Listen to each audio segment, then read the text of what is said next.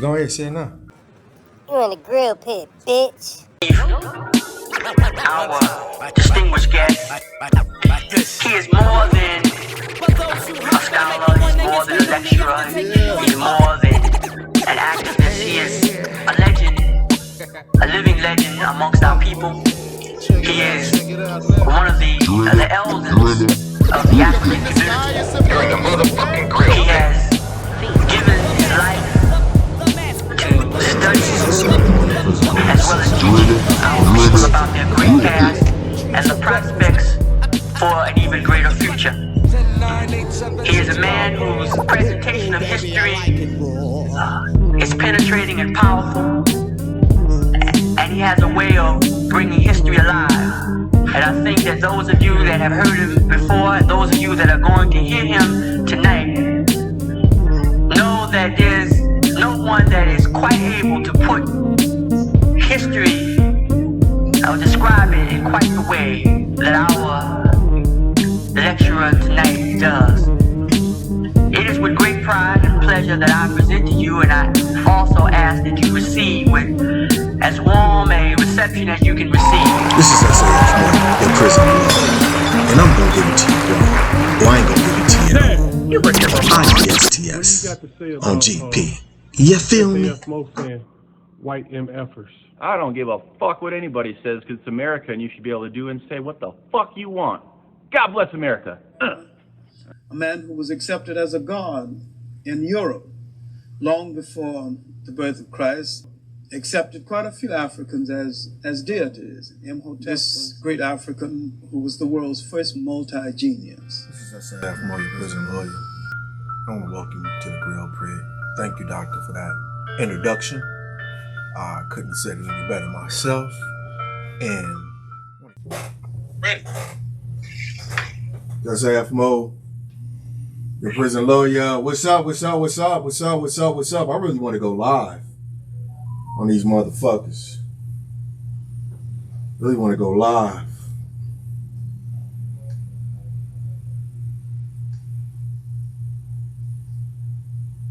This is not a George Floyd situation. George Floyd was unarmed.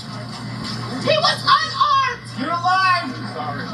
This is not okay. My kids have to deal with this and probably have a mental illness now because they almost lost their life. There's bullet holes in my kitchen because he sat in the hallway watching my move.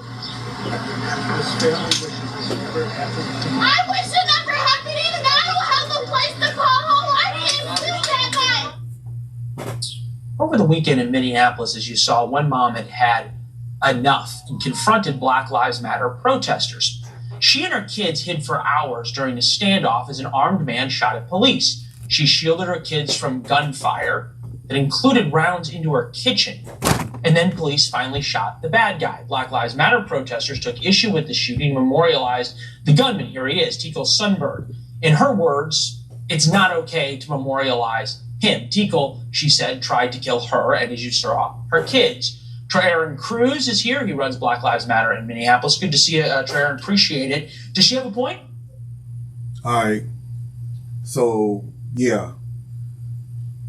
What are you thinking about that shit? I believe she got a point. She was the lady that was in the house with the two little kids that the bullets were flying through her house. And as I see the bullet holes in there, you said he was using a small caliber gun, a 22 or something like that. Them holes don't look like he was using no small caliber gun. Them holes look like he was using a 44 or something. No, I don't. I was making that up as an example because I feel like that would be something that they would say in return to what was going on, right? You know, that because you was brought up that white woman in Dallas. I was just saying like, well, with the white woman in Dallas, they'll be like the reason that they shot her in the leg, they had to shoot, put a kill shot on this guy is because she was shooting a small caliber gun. That was just, you know, that's just how they try to rationalize shit. That's all I was saying. So, but yeah. She got a point, you know, like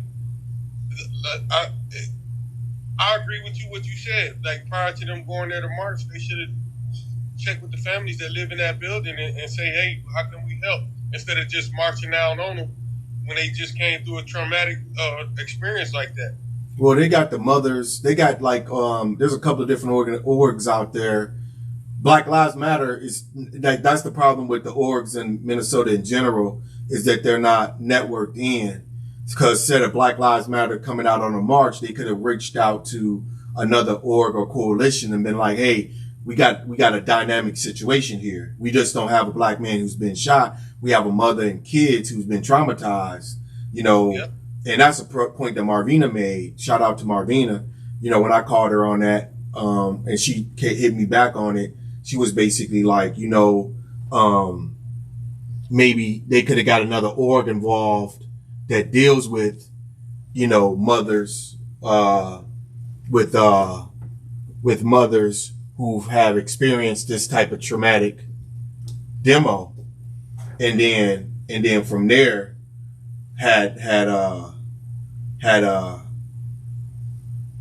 then came down, you know, once they got, you know, made sure she was good, made sure she was straight, then came down with the march or had her participate in the march for Buddy. You know what I'm saying? Mm-hmm. And I feel like she feels as though, you know, now she's got a bad look on Black Lives Matter. Like, oh, Black Lives Matter is doing this and doing this. They only care about, you know, it's the wrong look is what I'm getting at. I get it. They didn't think it all the way through. They just went down there and started marching. Right. And it seems more like that they're trying to capitalize off her tragic situation rather than show care and concern for her tragic situation. I don't know if it's so much a capitalization conversation. I think it's the care and concern. You know, well, yeah, capitalization. I could also say, you know, what you might be right on the capitalization part, because it's media attention all the time, right? They want this media attention, and you know, and they, you know, and I feel like she felt as though they were they don't care about her and her situation, which is critical. Like she's, you know, I mean, there's victims and they're worthy victims. In this case, everybody's a victim. The guys who were shot shouldn't have been shot. He's a victim. The female, everybody in our apartment complex, including a female who had her kids in there, it's definitely victims. But I just think we're not getting to the root of the problem. I don't think, like I said before, on these next couple of videos, you're going to see this coming out. This is IGSTS. This is SAF Moe, your prison lawyer, with my man Ron B in the middle. And you're in a grill pit. You know what I'm saying? Give it to you all. I ain't gonna give it to you all. You understand me? You feel me? And now IGSTS we trust. And I put everything on GP. You feel me? Ron B, this what I'm trying to say, and we are the voice of the voices. I know we forget about that. And that's why we covering this story, and trying to get down with it, because we are the voice of the voiceless. And we want everybody to have their voice. But let's just watch a little bit more of this video and see if we can take anything from this. Condoning Tech Play's actions of shooting, if that's what happened. Do you have any reason to believe that that's not what happened? There's bullet holes in her door. Not what happened, but So this is what I get. This is what I'm having problems with. This Caucasian individual who's extremely aggressive. And his act as though he's acting on the consciously trying to defend the victim, when all he's trying to do is play this race-based game. I don't know if you feel like that, or I mean, that's what he really bothers me. Well, the guy from Black Lives Matter that runs the Minnesota chapter of the Black Lives Matter. This is another example of what we were just talking about. The Black Lives Matter guys care more about their agenda than the tragedy that these kids just went through and this single mother just went through. You know what I'm saying? And now both sides are wrong. The news guy, he's wrong too, because he's super aggressive, like you said, and he's trying to smear the Black Lives Matter movement for making it a black and white issue. However, it's clearly a black and white issue. Because why are unarmed black men getting killed and armed white men coming out in handcuffs? I don't. Why do you say that? Like, why you say like? I say that. No, let me like why I'm asking why you say that, because I see it the opposite way. I feel like the white dude's trying to make it a race-based conversation, and the black guy, the brother is not picking up and attacking the white dude. You know what I'm saying? He's not asking him, like, as he asks him questions, he's trying to defend it and authenticate his question when his question is bogus to start with. Guess that's what I'm saying. He's asking bogus ass questions. He's asking race-based questions, trying to get him to a race-based argument. And you can't tell me that this black man is not empathetic to these children, his mother. The fact of the matter is they're trying to make him seem like he's not. They're not giving, he's not speaking up for himself and say, hey, you know what? I talked to the mom off camera myself and asked her if there's anything we could do for her. He's not saying that. If he did, he didn't. I don't know. But you can't tell me that he's not empathetic to her situation. You know what I'm saying? And that's what they're trying to make him look like. Right. Who says if he was empathetic to her situation, she wouldn't have been out in the street ranting and raving like she was? Because to me, it looks like they took her by total surprise by coming over there in March. No, I don't think that was the. I don't think that's the case. I just think that she's just offended that I think the conversation is she's offended that they're trying to memorialize this guy and say his death matters. And she's like, his death can't matter because he tried to kill us. So let's just watch a little bit more of this fool. I'm just saying we don't condone any harm that he caused anybody at that building, but by killing Teklay, that did not save Cassandra or her child's life. Cassandra was evacuated from the building at about 11 p.m. at night, and Teklay was killed at 4:30 a.m. in the morning. So the whole building was evacuated. There was nobody in the building but Teklay. And we just feel like in Faribault, Minnesota, that same day, that same night, a white man pointed a gun at two white men, ran in his house, then pointed his weapon at the police. But he was shot with rubber bullets and taken alive. So maybe this is the crust of the conversation. Ron B. Well, he made a good point, and he's validating that obviously there's some race-based policing going on, like we were talking about the other day. I just. The problem, the conversation I'm having, and I think the end result of the conversation is why did this guy have to be killed when everybody was removed from the building? There was no imminent threat or danger that anybody knew about, and who okayed the kill shot. So again, I feel like wrong people are at the table asking the wrong question. Who authorized that kill shot? Did the mayor authorize it? No. Did the chief of police authorize it? Huh?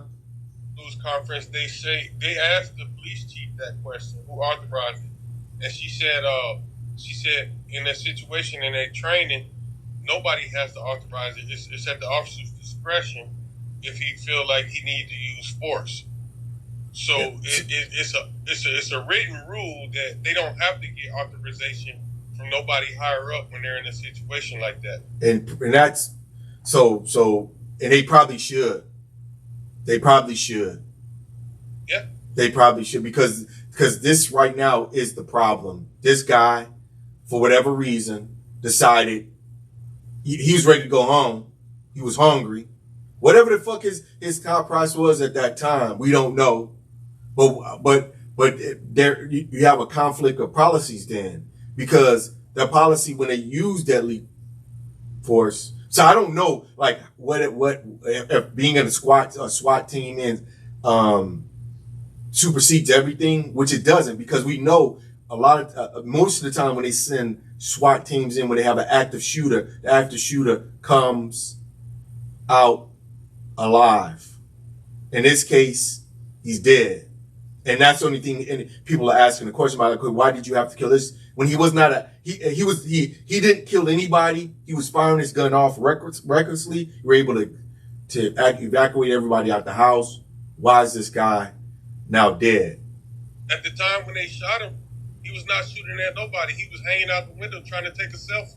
Let's just keep on watching. Let's see what's going to go on.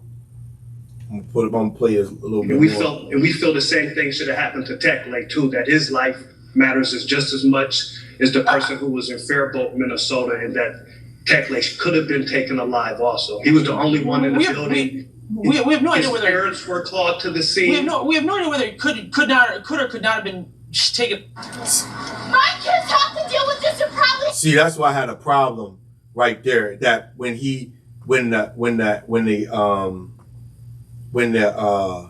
the guy says we don't have any facts to say he could be taken alive, and the brother says nothing. It's like, why the fuck didn't you just lay into his I don't even know what's going on. Why didn't you lay into his ass? Why you let him say that shit? That's an outright bald-faced lie. Finally shot the and that was my point. Before I even heard this part about the rubber bullets, when I seen the original news story, I didn't know about what happened in Faribault, Minnesota. But my argument to you, remember I said, they could have hit him with rubber bullets and then rushed through the door in the back at the same time they were hit. And then you said they could have used a flash grenade as well. They're taking deadly measures against black men in every situation, but when these white men or these white women or anybody of any other race get into these situations, they don't take the same deadly measures.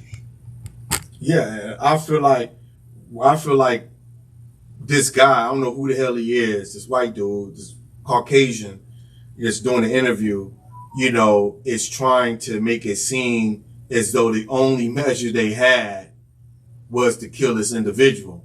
And that's why, same issue I had with Bruce Alfalfa Rivers. It's like, when you say things like that, white folks feel like, okay, we've been justified. Why are you, black folks are just mad again. You know what I'm saying? We're frustrated because you're making a cop's job even harder because now, when can we kill you? When is it okay for us to kill and shoot black people? Since you guys want to have civil rights and all this other stuff. So is there any reason why we can murk you? And he's asking that question as if it's a question to be asked. And I don't feel like it's a question to be asked. I feel like it's cut and dry. You have an active shooter and you go into a place where because you just had an active shooter down in that Texas school. And you showed us what you do. You hide.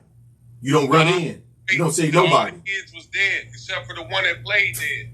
So that's what you do. So now you're trying to act as though you have a guy who's doing nothing. It's obvious that he's got something's wrong with him. He done hit a bad patch of dope or he's mentally insane, but you want to kill him. By itself. No threat to nobody but himself.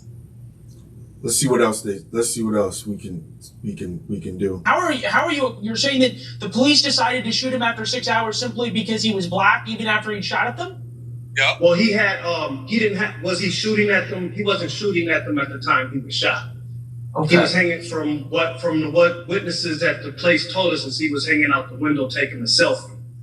So I don't think that, and if it's okay for the guy in Faribault to live, and he was can't we all agree though? Can't we all agree that when you shoot at innocent bodies? Can we all agree, y'all? Can we all agree? Fuck wrong with bystanders, as clearly he did. When you point your weapon at the police, you kind of give up your right to live. If you listen, this dude come on, he's acting like y'all black motherfuckers should have known that we already told you. We already told y'all ass if you pull over. Can we all agree?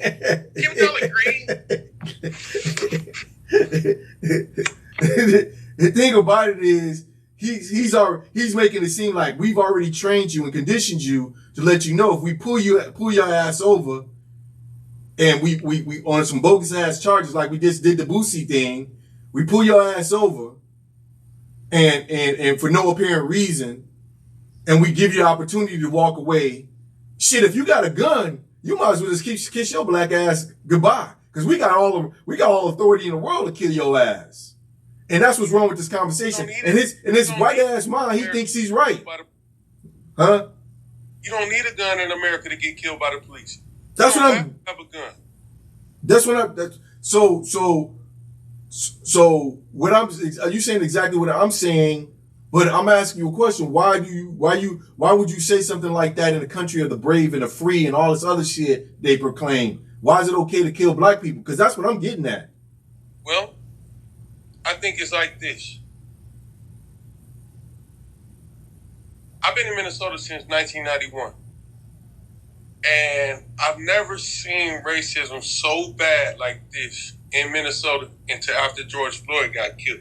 And this is just my theory. This is my opinion only, ladies and gentlemen. But my opinion is after the Derek Chauvin verdict and after the Derek Chauvin sentencing, there are some... This is not a George Floyd situation. Go ahead. There are some groups of people in Minnesota, in America, that said, you know what? They want too much. They want too much now. We freed the slaves. We did this. We did that.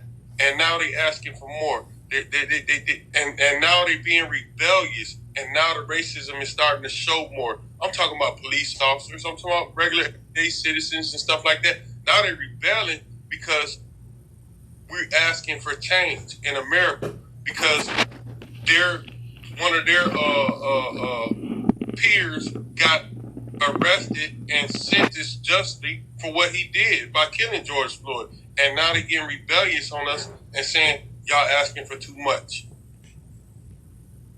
And now they're starting to show their face. Yeah, and my conversation about this is that these black folks in around the nation, specifically in Minnesota, believe somehow they've been given power to correct the police force. Again, I'm going to say these black folks around the nation, specifically in Minnesota, believe they've been given power to reform and correct this police force. And that itself is a lie. Because why would a person give you the power of his demise? Because the police force is because we had an argument, we've been going back and forth for the longest. The police force in their mind is what's been keeping this nation together, the fabric, right? It's keeping people in line, conditioned. Like I said, that's the reason they kill so many black males is to keep black folks in line, keep them in control. So now you want me to believe that they're going to give you the keys to dismantle this system that they've been utilizing to control you. It's a lie. So all it is that they're just playing a game, waiting, just like the person we interviewed, Robert, we interviewed. It's this game they play. They let the police crime get to a point where people start begging for the police.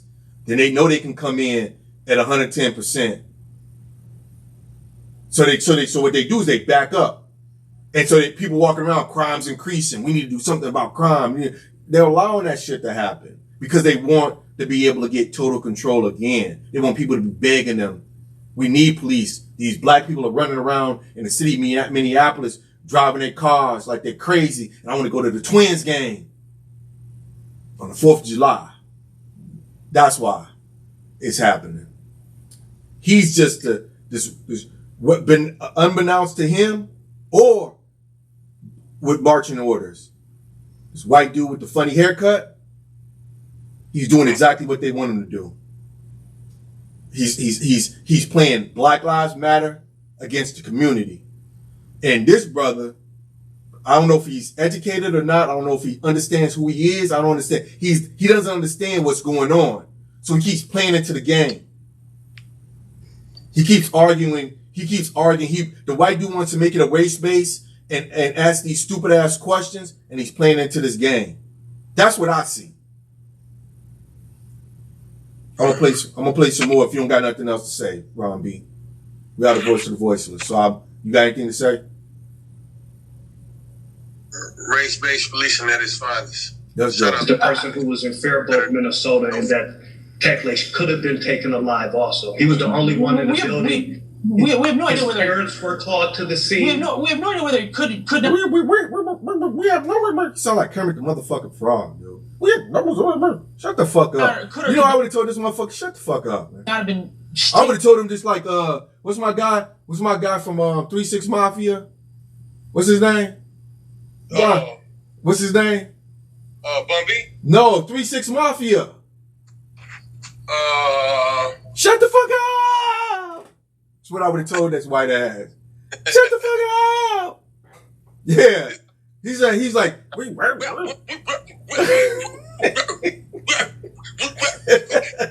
to tell me that this is a black and white situation? That they only killed him because he was black? That's pretty much how you look and how you sound. Taken alive. How are you? You're saying that the police decided to shoot him after 6 hours simply because he was black, even after simply because he was black? Motherfucker, what the fuck wrong with you? Did the motherfucker decide to do your haircut simply because you were white? Put that motherfucking stupid ass part in your head? After he shot him? Fuck up, bitch. Well, was he shooting at them? He wasn't shooting at them at the time he was shot. Okay. He was hanging from what witnesses at the place told us is he was hanging out the window taking. He was hanging out the window like a gorilla, so we had to kill him. That's what they did to King Kong, man. That's all this shit is. Selfie. So I don't think that, and if it's okay for the guy in Faribault to live, and he was playing. Can we all agree though that when you shoot at innocent bystanders, as clearly he did, when you point your weapon at the police, you kind of give up your right to live. If you walk out of that. So, are you fucking listening to this shit? Still sound fucking insane. Alive, that's probably doing better than average, isn't it? Well, I think the Buffalo shooter killed 10 people, and he was taken alive. Timothy McVeigh blew up the Federal Reserve building. He was taken alive. And there's not African American men who are taken alive all the time? The Highland shooter. No, the thing about it is what I'm trying to say. See, that's why he's losing. So what he would have been like. All right, yeah. I guess for African American males, this is a case that's an anomaly, because realistically, African American male with a gun in his hand is firing off should live. See, you have a problem with the African American male in any state if you're driving with expired tabs, or your license, or you don't have no license. Weed smell in the car. They're going to end up killing you. Huh? Or your windshield is cracked. You got that motherfucking, if you got a motherfucking Christmas tree hanging in your window. Yeah. You know what I'm saying? I mean, that's a death sentence. Or you're a kid playing with a toy gun. Or you're a young black male walking home from buying yourself something, and some vigilante white motherfucker want to play police officer and kill you. That's fine. It's like or you're a black man that allegedly passed a counterfeit $20 bill at a grocery store. You're a black man allegedly sold a motherfucking selling cigarettes in front of the store, looses in front of cigarettes. That's good enough to kill you. Or anything, right? Because I'm just saying, like, being a black male with a gun in your hand, you should have made it out of there alive. Or you're a young black man walking down the street with a hoodie on and a super cop, what do you call him, Good Samaritan? Good Samaritan, he motherfucking bitch. He think he Batman. I already said that shit. Like, dude, that shit. I already said that shit. That shit. Yeah, I'm saying, like, that's what I'm saying. Like, he's not asking. He's letting this dude bombard him and make it seem like he's being petty.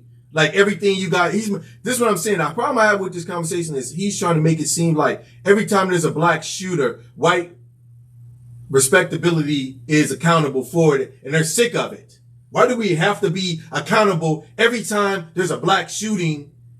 and a black person gets caught, killed, you know, we should be able to kill black people like we used to. Beat them up, kill them, hang them. He's mad. We need Trump. We need Trump back in office. Was taken alive. And what they all have in common is that they're white. Just like the guy in Faribault. So we're just saying if white people are able to be taken alive, then Techley should have been taken alive. He was the only person in the... We're not saying it, motherfucker. We demanding it. That's what's wrong with him. Stop playing with these people. This dude got a goddamn wig on, hair by hairline corrections, and you sitting here trying to be nice to his ass. Fuck wrong with you? Man, fuck this dude. The building. Do you want to... Shut the fuck up. Shut the fuck up. I think about the Black lives in Minneapolis. I'm thinking about London Bean, Lalonde Garrett, Trinity Smith, 30 other kids under the age of 18 who've been killed. That's not the right graphic. Dante Wright, Dela E. killed. All these people were killed that you have on here were killed by the Minneapolis Police Department. Right. Yeah. No, I understand. They're not even talking about the people who were shot by the Minneapolis. This like you killed. They're not talking about people who shot, killed, beat up. I mean, shit, the list gonna get long as fuck. So motherfuckers that was beat up, sent to the hospital because Minneapolis police. Blah, blah, blah. They're not gonna hit them motherfuckers. Fuck. Hey, Mo. What? While we on this subject about the MPD, Minneapolis Police Department. Yeah. I got something I want to tell you about too that I forgot. I never told you about. What? Remember my homie Lil Rock? Oh yeah, I remember Lil Rock. Yeah, I remember Lil Rock. Rock got pulled over, or he was getting. What year is this? The Minneapolis. What year? What year? Huh? What year was this? Like 2009. Oh, okay. And he was getting pulled over by the police, and he had like an ounce of cocaine in the car with him. So he was driving at a normal speed at the speed limit, but he wouldn't pull over until after he got rid of this cocaine. So he opened a bag of cocaine and he was dumping the cocaine out the window while he was on the freeway on 94 coming this way, coming towards St. Paul. Yeah.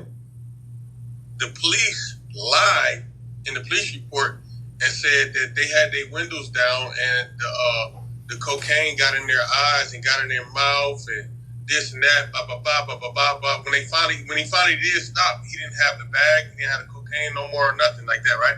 So they took him downtown Minneapolis to the clock. You know what the clock is, right? Yeah, I know that, the old jail.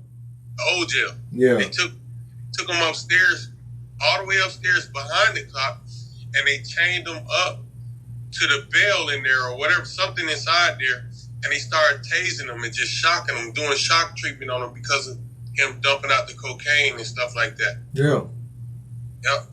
I remember that. Did he not try to... As I talk about Minneapolis PD, they have a long history of just being wrong, being dirty,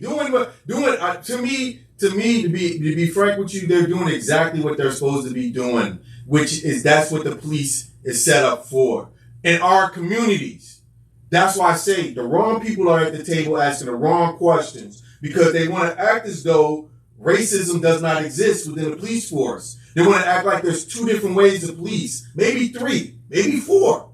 But what the black people get is the Aldi's police force, the Cubs police force. We don't get the Lunds and Barley's police officers, right? So we get individuals who believe they have the right or they have the ability or they have the authority to remove you from the face of the earth without a question.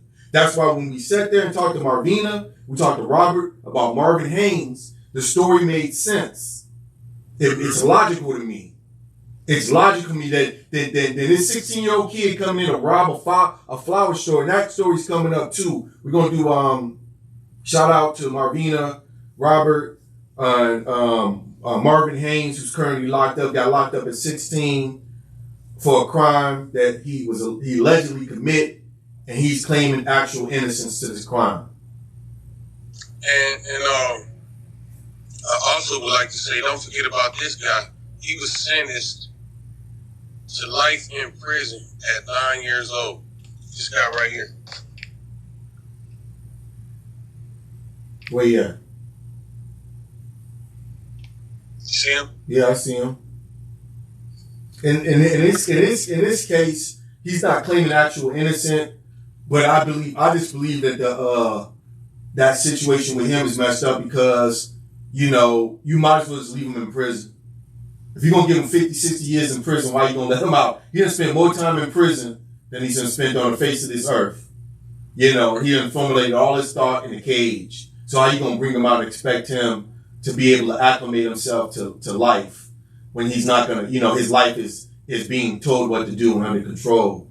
You know, so I feel bad for him. I feel like it's going to be another, because he was a juvenile, beyond a juvenile. He hadn't formed any really rationale to anything. So like you were thinking, like I was thinking, you know, maybe juvie would have been a good situation for him, and then put him on some type of parole and eventually allow him to have his freedom. You know, right. That would have been the best scenario for him. But let me. Huh?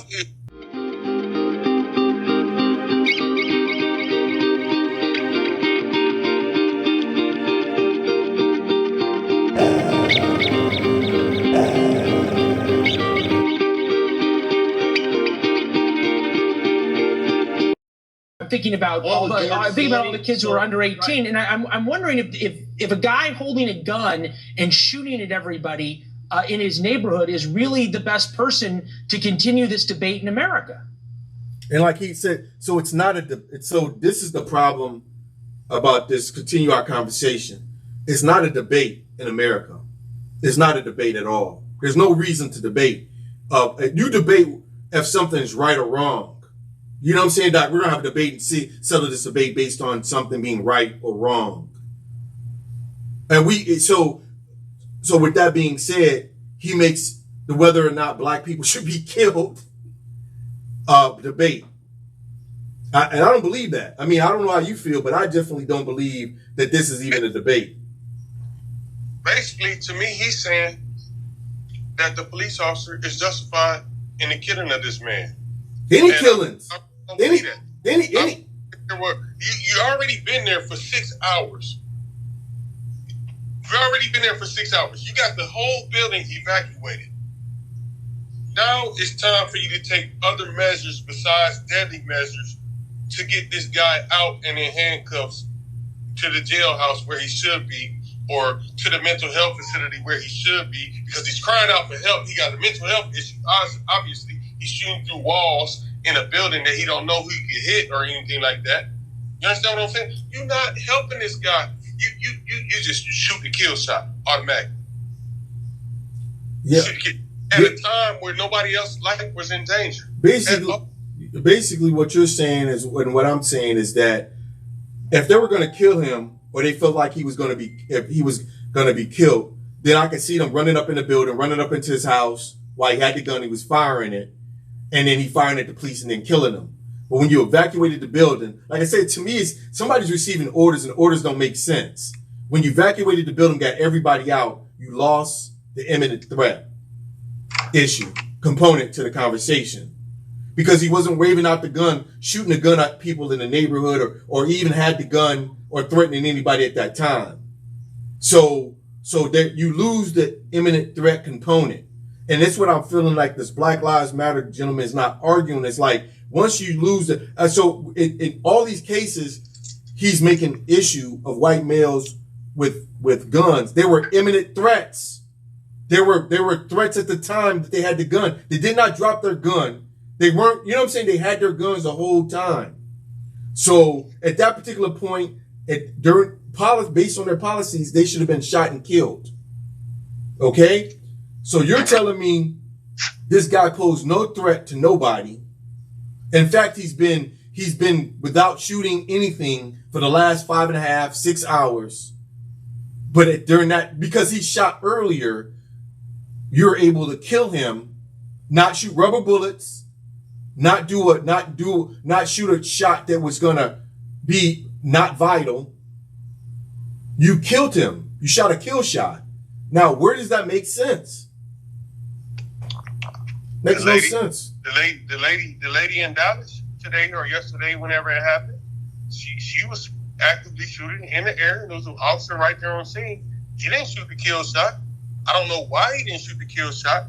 but he hit her in the lower half of her body, and they were able to arrest her and take her to the hospital. And I feel like the conversation, again, the right question is not being asked. The conversation is not being had. And that's why we're missing a point.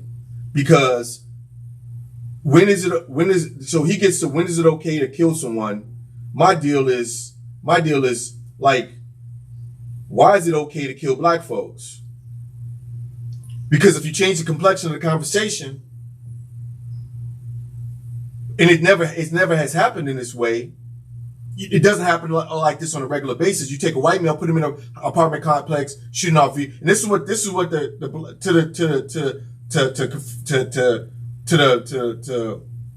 point of the gentleman who's arguing the Black Lives Matter issue.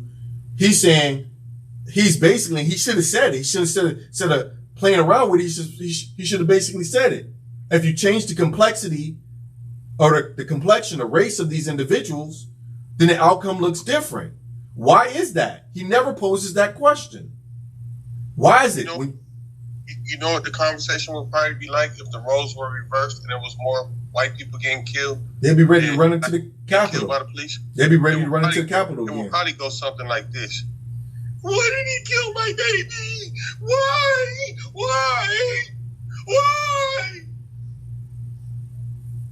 That's what it would be. They didn't have to do that. But it would be white faces having that conversation on camera and crying about it. You understand what I'm saying? It wouldn't be that he's a monster. He was shooting through the walls. He was doing this and blah blah blah blah. You wouldn't hear none of the monstrous stuff. It would be all good stuff. He was a good student. He did this. He did all this. He did that. That's what it would be. Yeah, and I think it'd be a unified conversation too. I think it'd be more people saying, there should have been another way. And as I said, nobody's really saying they except for black folks saying there could be an alternative to him being killed, and white people saying, well, we can't shoot you when we want to shoot you, when we feel as though we need to shoot you, based on my whole conversation has been ever since Dante Wright and his murder is that they've been trying to readjust that pendulum because of Derek Chauvin, because they're never going to allow them to be a situation where they're going to remove their ability to kill individuals. They're just trying to get it back where they can kill black folks without apologizing. How's that look? It looks just like this. Slowly moving the meter back till you get to a point where they can murk you in the streets. And that's what black folks don't understand. I'm going to hit it again. I don't think it's about if a guy's a good guy or a bad guy. I don't think that Timothy McVeigh was a good guy. I don't think the Highland shooter was a good guy. I don't think the person who came to Buffalo, stalked out the store, came back and killed 10 elderly people. He's not even going to that roof dude that went into the black church. Not only did they not kill him, they took him to Burger King afterwards. Not only did the police did not kill him after he killed all those black folks, they took him to Burger King and fed him a meal. So that's what I'm having problems with. It's like, why do you have to go to Timothy McVeigh and make it a Timothy McVeigh issue? It wasn't even that serious. The fact of the matter is, it wasn't that crucial. It's just the average crime that they should be trained on dissipating the threat, putting the person in custody, and get them into jail. This is not an underdeveloped country where police are walking around with martial law and they can shoot you on spot. That's what it's turning into, though. That's what it's coming into. That's what America turned into. Martial law. Police officers can shoot you on sight. They can do whatever they want to do. If you're black, we're the voice of the voiceless. SAF Moe, a man. Like they say. My man. Ron V in the middle. Was a good guy either, but they were all taken alive. From what I know, Techley was a great guy. So do we have any evidence, though, and I'm trying to figure this out, that the police had any racist motive in shooting Techley? Well, why did they shoot him? If I think they have the same training as the police in Faribault, Minnesota had, who took a man alive the same day. Well, so is there ever a situation? See, Faribault might also be using sheriffs, not police officers, too. That might be the difference. In which police are allowed to. He makes a valid point. They all have the same training. Not necessarily. Not necessarily. Because remember what Robert. Remember what Robert said. The gist of the training is the same. The training is the same, but in Minneapolis, because they have so much money. Remember what Robert told us yesterday.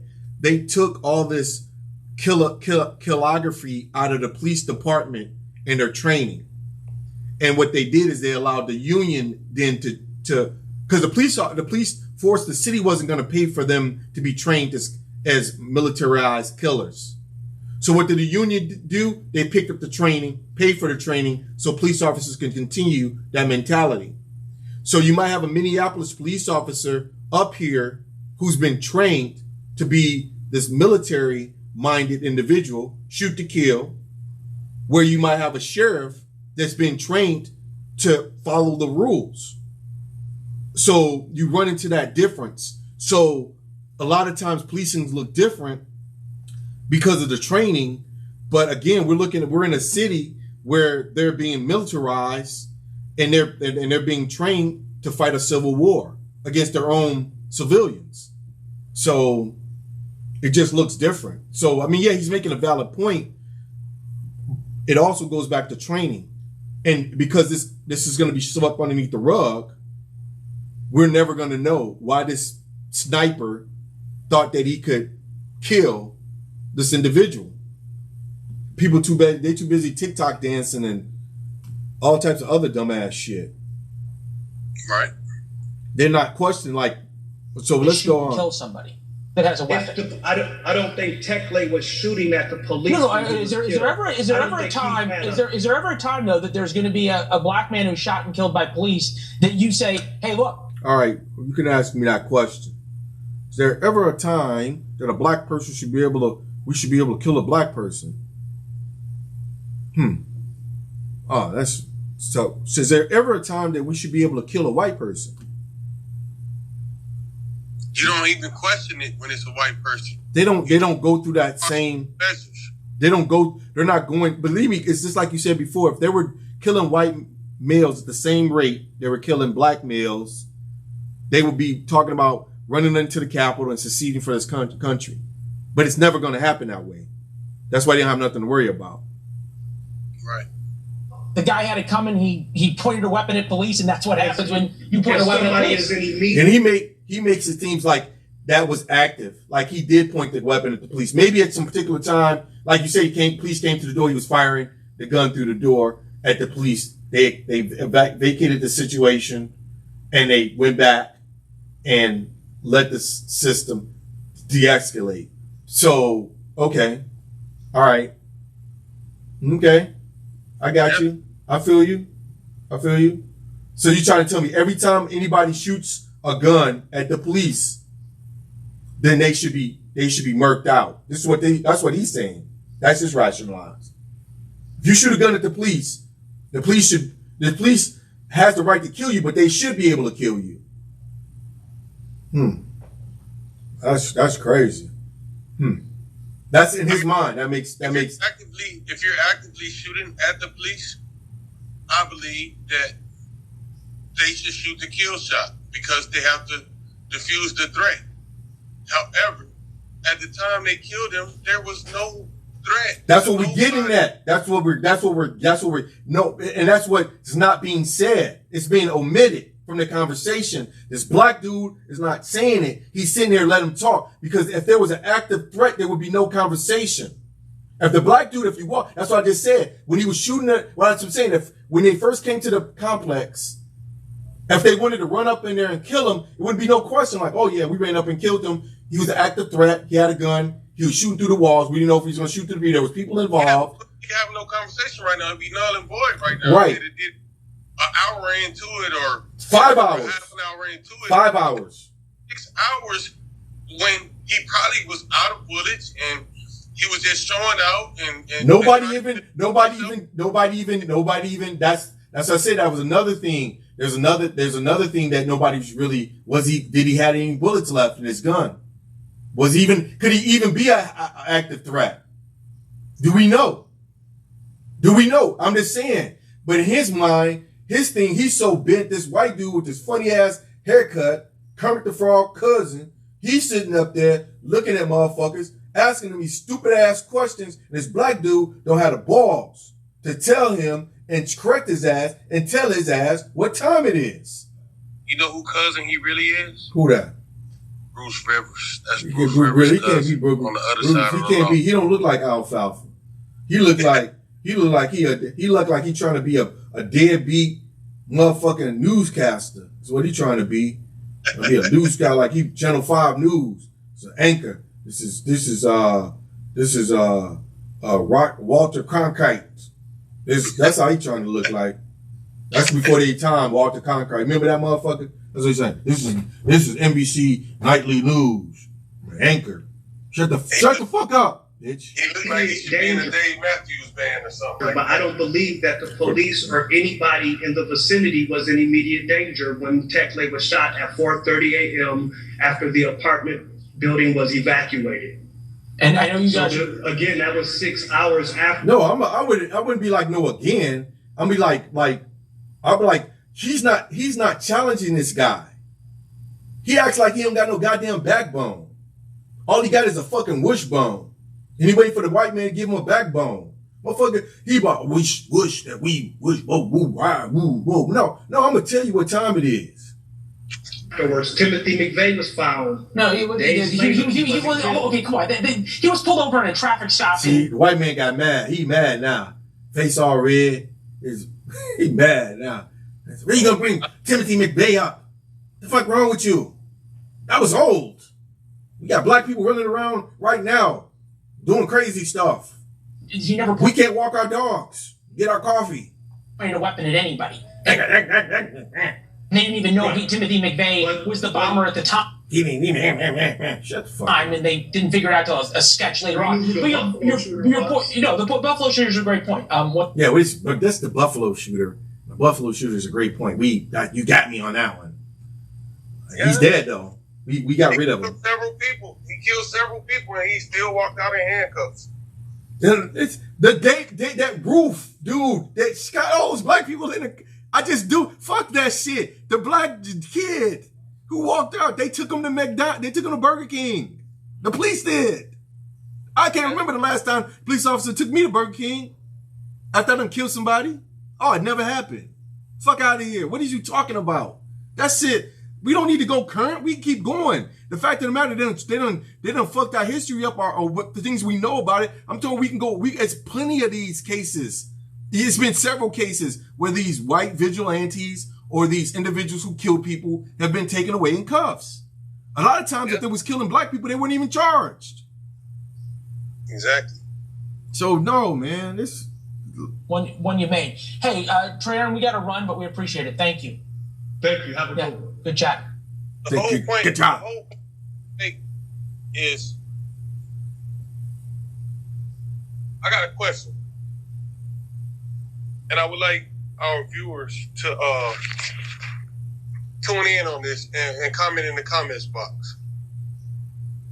Do you really think, and why do you think, yes or no, do you really think that they had to make the kill shot at the moment they made the kill shot? It's Ron be in the middle. I'm out. Where you going? Nowhere. That was the end of my question. I just said that. You can edit that. You can do whatever you want to do with that. I was just saying that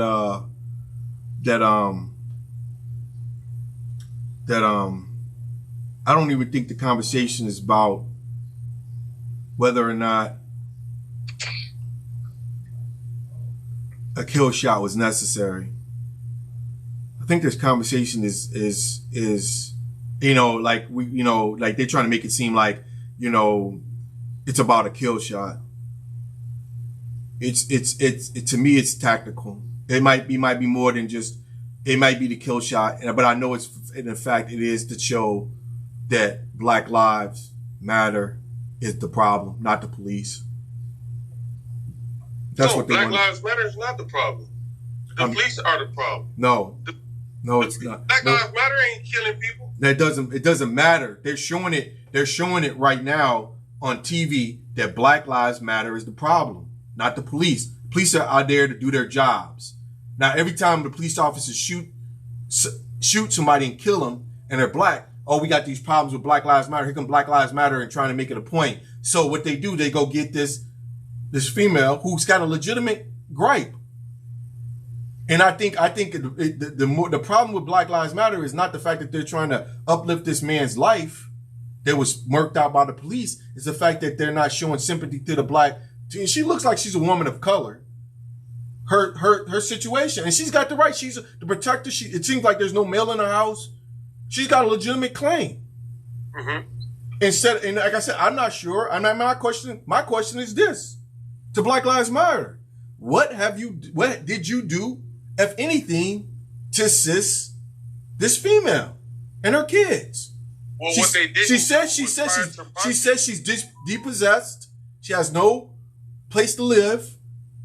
She's got issues with her children, therapy-wise, mental wise, because they just was in a danger zone. A guy, in her sanctity of their house, individuals start shooting bullets, which is all these are legitimate situations, right?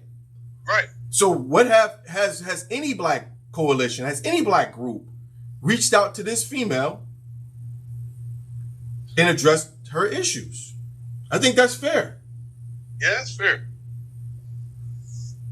Yeah, that's fair. Yeah. Because what goes back to what I said, what they didn't do was before the march over there in that area, before they try to make him out of a martyr, they didn't talk to the lady and say, how can we assist you? What can we say to you about this? What do you want us to talk about or not want to talk about? Like, how was it? Just show genuine care and concern about her situation with her and her kids. Right. Maybe this was a march they should have. Well, not even just her. Other people in the building that went through, that was home during the experience. Yeah, maybe they should have forewent this march for this gentleman. Maybe they should have took it somewhere else. Had it somewhere else, did it somewhere else. Maybe they took it to the police department instead of taking it to the neighborhood. Took it to the police department and asked some crucial questions. Is what I was saying. That's all I was saying. They need to ask these questions. Who gave the authority? Who gave him a kill shot authority? If nobody gave him the kill shot authority, why did he take the shot? If he thought he had the ability to take if he thought he had the authority to take the shot, and it was based on his own reasonable thought process. In the press conference, they addressed with the interim police chief over there in Minneapolis. They asked her specifically, they said, who gave the authority for them to get a kill shot? And she said, there is nobody that they have to talk to or address before they do the kill shot. It's at the officer's discretion. They said that. She said that. So with that being said, now we understand that. Then it's like, why are you outside that apartment complex when you should be you should be at the police station dealing with the police? Because apparently it's either a problem with training, it's a problem with something. And like I said, at that particular time, like basically what you're saying, once they went down there and met with the lady who said that, hey, because this is such a new situation, I really don't want my children to be experiencing this. I really don't want, and I don't feel like personally I should be seeing the guy who almost killed me as a martyr. And then they should have took it to a different venue. Right. And like I said, and like I said, if they could provide her with some type of assistance, they should have taken to whatever precinct services that area over there. They should have took it to that police precinct instead of taking it to the apartment complex first. Then they could have came back to the to the apartment, bring the march to the apartment and address it. But now you showed caring concern about the police officers' actions and how they took action with the situation, rather than this Black Lives Matter. And basically what the lady is saying is like her life and her kids' life didn't matter. And y'all march over here. I personally don't think they should have been at that lady's house at all. I think only thing they should have did behind the scenes is help that lady find a new place to stay. Help that lady, whatever little money she needs, gave that lady a little bit of money. Area. Cause she's gonna have to miss a few days of work. So be like, here, here's some money. Here's a place that you could go. Here's some places where you can go where we're gonna pay your first and last month's rent. Yeah. We gonna make, you know what I'm saying? Just, hit her hand and took that shit. I mean, come on, it's not hard. It's not rocket science. She's not the problem. But yet still these white motherfuckers with the funny hairdo, funny hairdo, man. You know what I'm saying? Want to make it be issue like, first show her, then then make them seem like they're being uncompromised. They can't compromise. Or they're illogical. They don't understand that, we're just doing our jobs. Like how could you identify with these people when they're radicals? They don't understand, and that's what is coming out for looking. And for some reason, the brother don't get it. He don't get it. He for some reason he thinks like this motherfucker is befriended him. Or it's not like a duel going on. Like he's trying to prove his point and make you look stupid. He's not very assertive in his being combative with the news anchor. Well, I mean, I'm just saying, like, even just pushing your point. If you truly believe that you guys had a right to be marching in front of this apartment complex because you believe that if it was a Caucasian up there, they would have brought him down in handcuffs, then that's what you should be saying.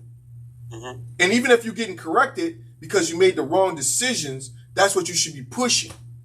He's not even pushing that. He keeps trying to grab at these things and trying to tic-tac this dude. I'm gonna go hit, blow for him. Man, I'm not gonna go blow. I'm getting rid of you. I'm gonna tell you about yourself. I'm gonna tell you how you came across to this country with you've always been under false pretenses. You've always utilized it. You've always utilized your false pretenses to gain advantage of individuals. You either enslaved them or annihilated them. We're talking about the same thing right now. This is what this dude is. The police force is that same deal. It's always been. Nothing's changed in this country. There's nothing changed at all. The same taxes are being performed on a day-to-day basis. Just because they don't have you in chains, don't have you leached to a plantation. Right now, people think like things have changed. Things are exactly the same as they were, and they're using the same type of tactics. We're just falling for them. We're trying to be this, diplomatic individuals. Like, it's not diplomatic, dude. It's not diplomatic. He's shooting at him for a reason. And he's saying some disrespectful shit. And that's just how I feel. Well, he's trying to slander the name of Black Lives Matter and using the lady's tragedy to do it. Exactly. He's exploiting the situation. But he's got a tactic to his exploitation. His exploitation is not to find the facts. It's just like we were talking about before.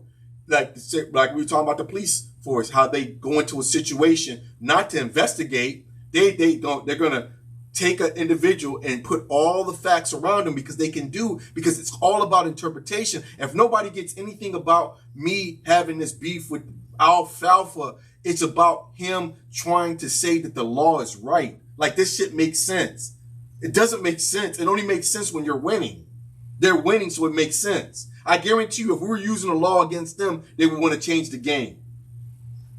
Mm-hmm. It's working because it's the reason why they have no problem with the criminal justice system right now. The reason why they don't make shows about it is because it's doing exactly what it's supposed to be doing. More black people are being incarcerated than whites. Why change it? Why complain about it? If they ain't broke, don't fix it. That's why they have no problems with it. None whatsoever. None whatsoever. They're not worried about it. Let it keep working. And that's what I'm saying. So that's why I said, even with this conversation right here, right now, it's like there's really no conversation I'm gonna have with this dude, because it's really no conversation he can have, because here's their biggest trick, that he's a con artist. Here's the biggest trick they ever utilize, is they utilize race. And then it makes it seem like, why are all you guys worried about race? It's all you guys talk about is race. It's not race. You're the motherfucker that invented race. Race would not exist without you. So when you act as though race doesn't exist, and why are we talking about race? Ask yourself why you invented it. You invented it for the same reason that you're utilizing it for right now. And so that's the biggest tech. That's why that's what I'm saying, he can't fall into it. He's back like, why does it have to be about black? Why does it be like that? Why does it have to be about it? Because you created it. That's why it's got to be about it. That's why we have to talk about it. Because it's a class society. That's what this dude can't say. I mean, come on, man. Stop it, man. I didn't even come in to say all this shit. We gave you this, we gave you that. You got the freedom to do this, you got the freedom to do that. So that's enough. You quit asking us for more. We ain't giving you no more. Oh, well, yeah, that's I would take it a step further and say, whatever they thought they gave you, they want it back. Yeah. They want it back. Yeah. They want it back. They want their house back. They want their land back. They want their voting rights back. They want their jobs back. They want their education back. They want everything back. It's just like the bullshit that they trying to do with Billy's own Grant. They want it back. They want it back. They don't want it to be black owned. They don't want to see us have a good time. They don't want to see us enjoy ourselves. Yeah, but it's about this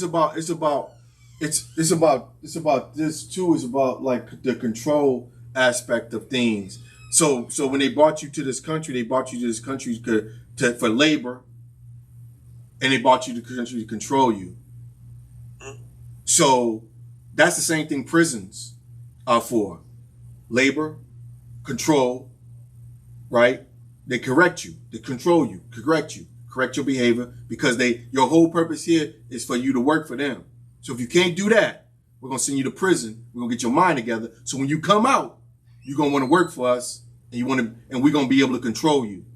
So as we continue to talk about that control and them wanting to utilize that, we got to talk about it in terms of prisons, but we got to also talk about it about when you start talking about power. That's why I started off this first conversation being that if these individuals believe that there's somehow these people of power have given them the power to dismantle their police system or even get it right, they're lying to themselves. And I don't even think they believe that shit. I think they're accepting the money because the money is good, and they have they really don't believe that these people are going to allow them to dismantle the police force, because the police force is their force to keep people in order and control them. And if they do that, they'll be dismantling the capitalist system as it exists. And I doubt that. So no, it's not going to happen. It's not even a realistic, attainable situation. It's just for people to feel as though something's being done when nothing's being done. Nothing at all. That's all good. Big felons doing better than people with no felons. SAF Moe, your prison lawyer. Give it to you all. I ain't gonna give it to you all. IGSTS we trust. Put that on GP. You dig? Ron be in the middle. You dig. That was all good. I'm gonna stop recording. Hold on. You in the grill pit, bitch. You in the grill pit, for sure. It's SAF Moe. It's all good. I mean, we just reacted to, what's this dude? On Balance, News, Nation, Leland, interviews, Trey Hearn on police brutality. On police brutality. On police brutality. I'm ready. That don't make no sense. Ask me some questions. Ask me some questions. You the white dude, ask me some questions. Do you think this is really race related? You think they killed him because he's black? Shut the fuck up, bitch. Fuck you mean? Don't talk to me. Fuck you. I'm gonna tell you like this. Mr. White guy with the paste on tan complexion. I'm gonna tell you like this. I'm gonna tell you like this. You're gonna tell me, you're gonna say, why does it gotta be about race? Listen, I'm gonna tell you like this. When Alexander entered Egypt, he wrote home to his mother and he said, here in Egypt is the place where all gods were originated. So he went up, what Alexander did, he wanted to go, he found the oracle and he wanted to ask the oracle some questions about the Egyptian gods. And when she said to the oracle, he's like, I want to ask the oracle a question. The question said, how old is he? They said he's 32 years old. The oracle said to Alexander, in 20 years, you might be able to ask me a question I can't answer. That's what I got to you, Mr. Pasty-Faced White Guy. That's what I'm going to tell you, Mr. Pasty-Faced White Guy. You know what I'm saying? That's what I'm going to tell you. I'm going to give you that. I'll give you that. Go get you a haircut. Get you a fade or something. Fuck wrong with you with that thing? I don't even know what the fuck. What hair have to do with it? What hair got to do with it? Race got to do with it. You know what Tina Turner said? She said, what love got to do with it? You understand me? Got a lot to do with it. You know? You in the grill pit, bitch. All right. I'm stop recording now. All right. The whole time. So I never met him, but I know his story. Yeah, I know. I see how he maintains his innocence and stuff like that. He said he's not the one. Well, that whole case is fucked up. The whole case. And the state, the problem with people don't understand about the state, and the same thing I was trying to tell Marvina about her brother, is that, but she knows now, it's like it's easy to convict a motherfucker, but it's hard to get under a conviction because the states don't spend so much money convicting you. They don't want to. And then people, like you say, everybody's, especially if it's a big case, everybody's status is based on that case. So lieutenants, you know, people go from sergeants to lieutenants. People go from lieutenants to commissioners, politicians, and they running on that shit. But now you unravel it, they're never gonna like that Amy Klobuchar was a one in a million time. That shit's not gonna happen again. Amy Klobuchar is not gonna happen again. And you know, she was on a lot of cases, and they're not gonna unravel all those cases because she was working with a crew of dishonest cops, dishonest prosecutors, dishonest politicians. They're never gonna unravel that for that. They're not going to unravel it. They're going to keep. I always tell a story about the death penalty, and they, you know what I'm saying. So they're not unraveling this criminal injustice system because a few black males are innocent that went to prison. And I use that when I use that Bruce Rivers conversation because they said they tell the opposite. Because the opposite, what they tell you in the law is that if one innocent person is let out, if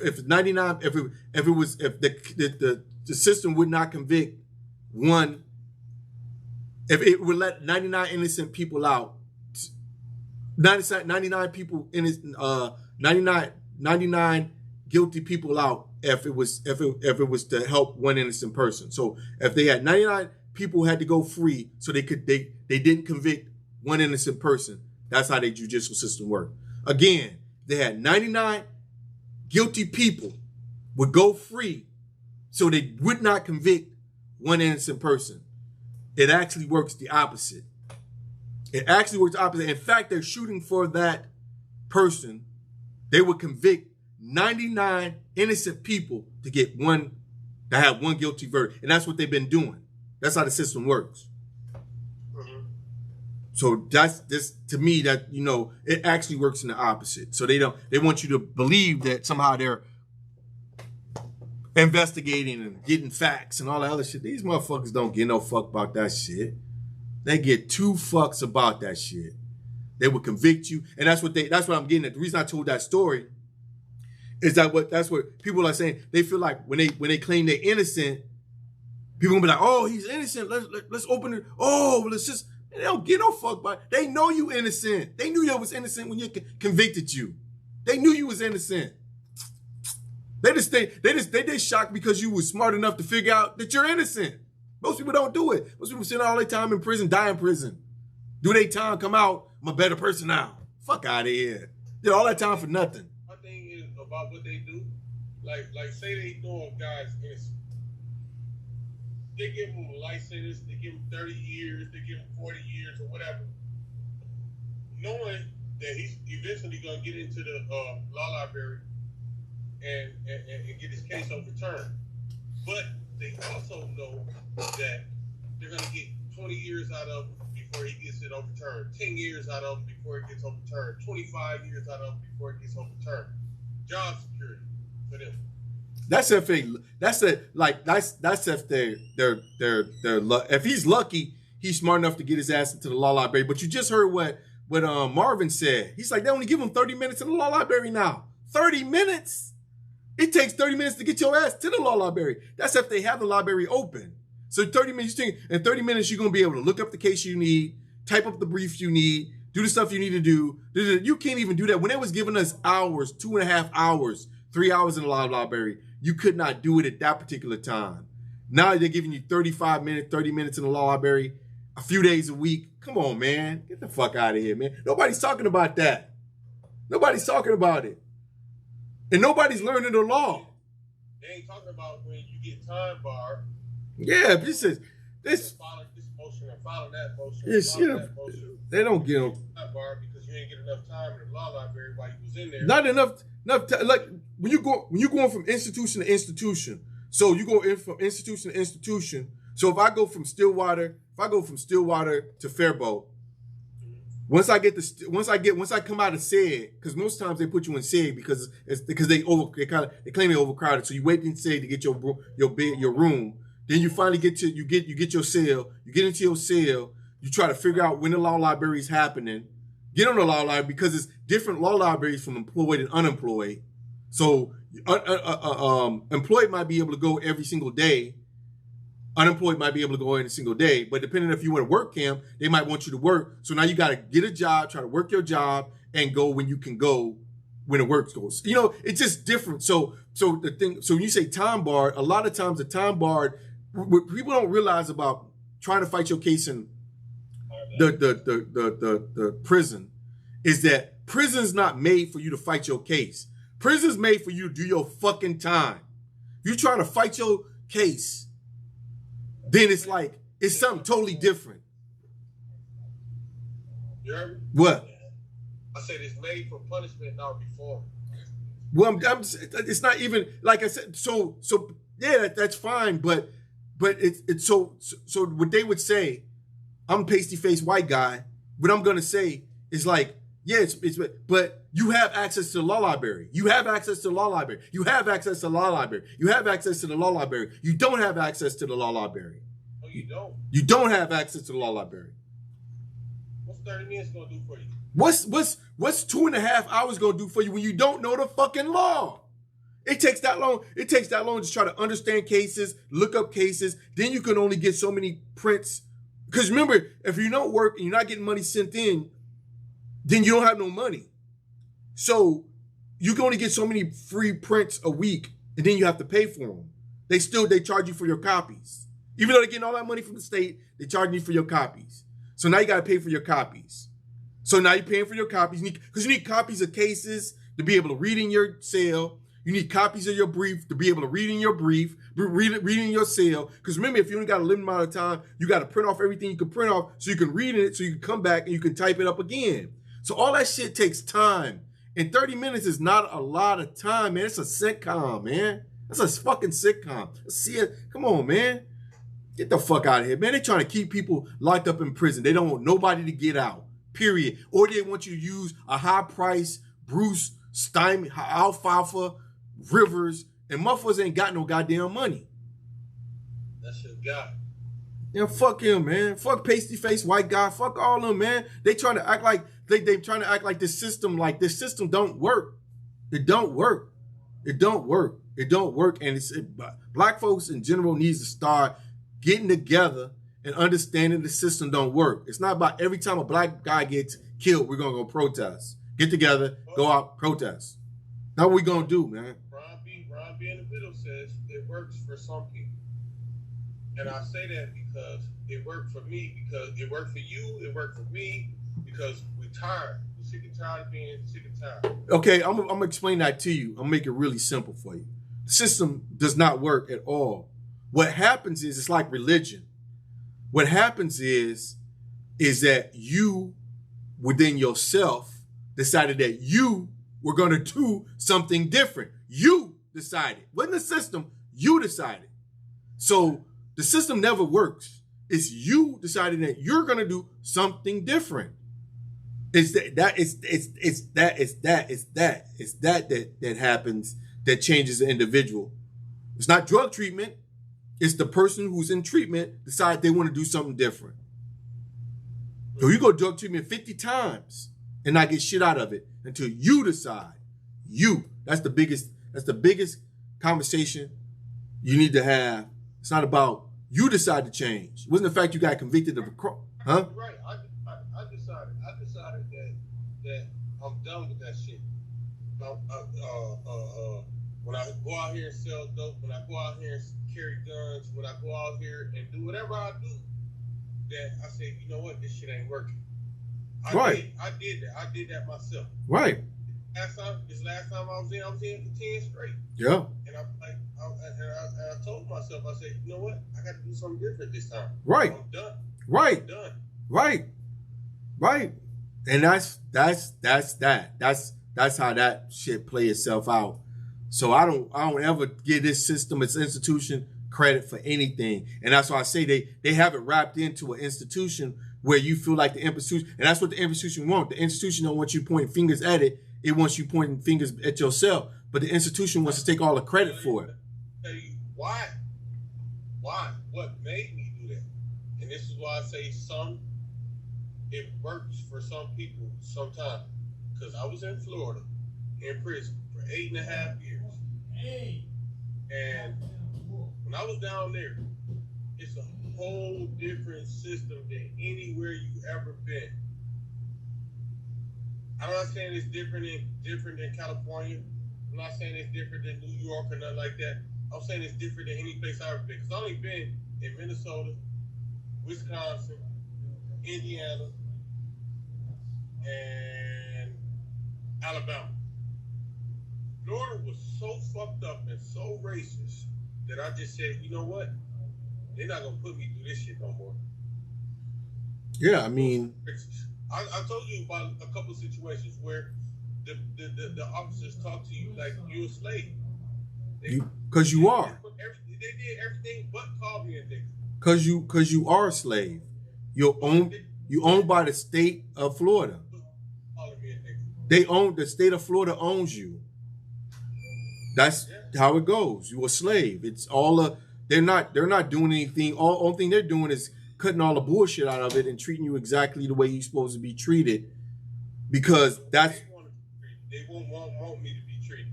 Huh? Treat me the way I want to be treated, because that's not the way I want to be. No, they're treating you the way you're supposed to be treated, because that's how it's been spelled out in the law. You've been spelled out as property, the same way they treated slaves, the same way they could treat you. How they do it differs, but it's the same treatment. That's what I'm trying to say. The reason I say what I say is because it doesn't matter whether Minnesota practices racism and treats you like a slave. At the end of the day, you're a slave.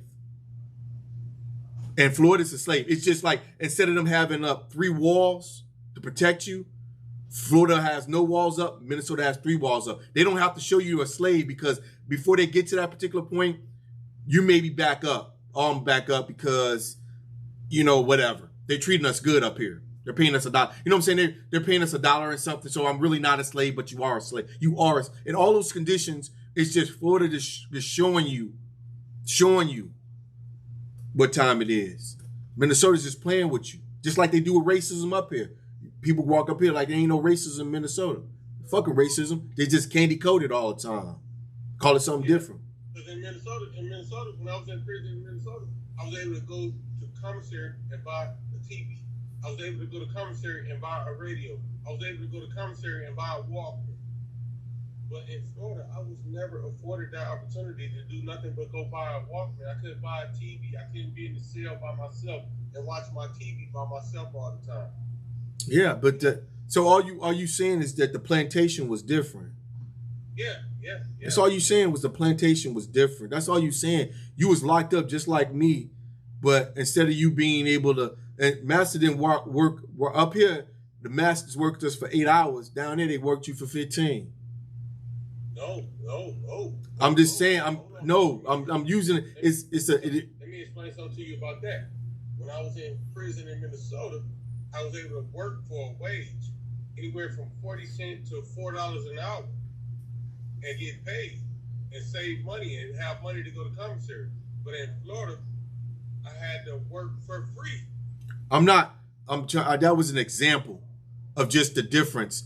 You could look at it. You looking at it from a standpoint. It's the same shit. It don't matter if you're working for. I'm working for $4 ain't shit, man. The fuck $4 going for? You can't even put gas in your car for $4. That's nothing. That's not a living wage. Stay up all night long in Florida and work on stripping, buffing, and waxing floors for no dollars an hour. It don't matter. 4 or 5 o'clock in the morning. It don't matter. It doesn't matter. It's the same. It's the same thing. It does not matter. Just because they're paying you $4 so you can spend money at canteen or whatever you decide to do with the money, it's still the same thing.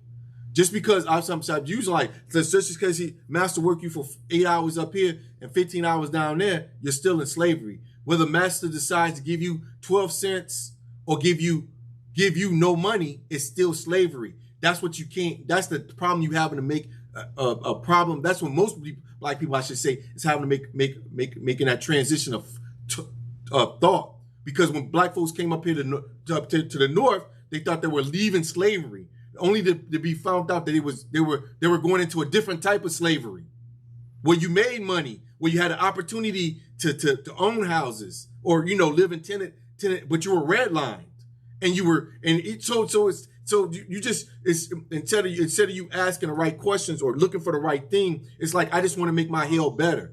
I don't want to be as close. I tolerated working these jobs in Florida is because it afforded me the opportunity to hide contraband and make more money, like real money on the side.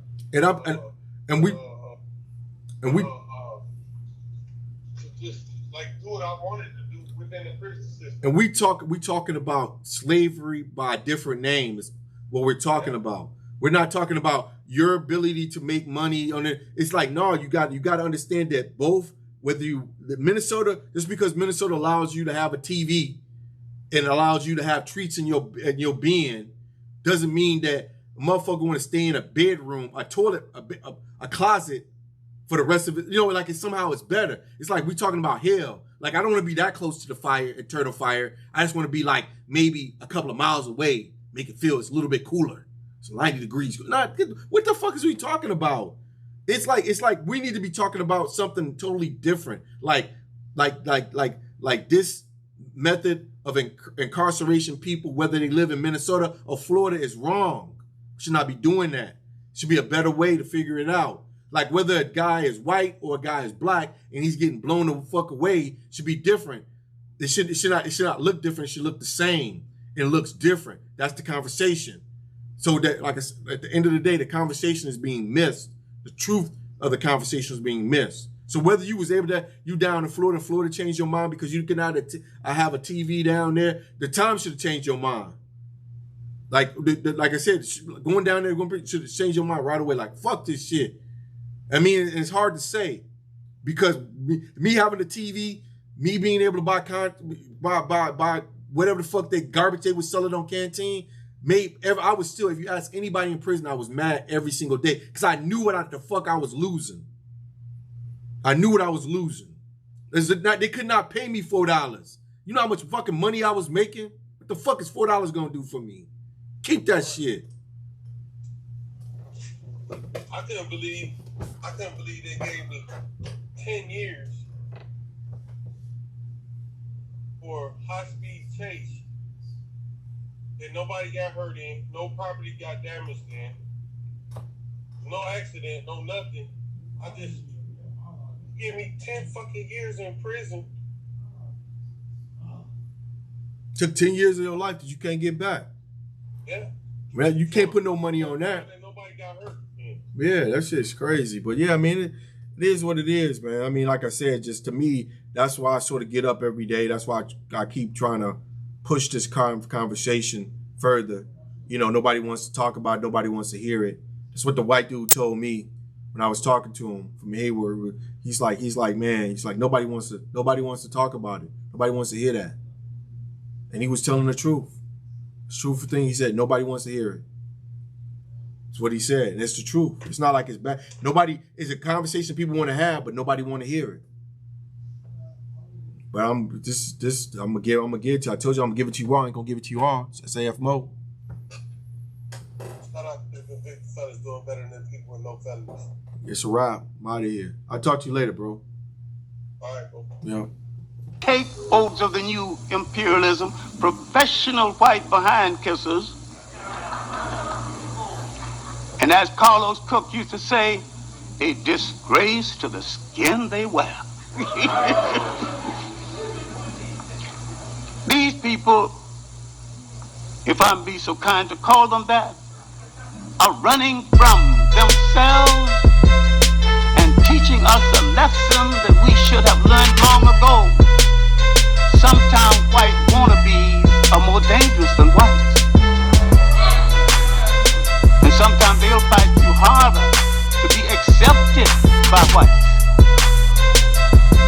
They are running from their own people.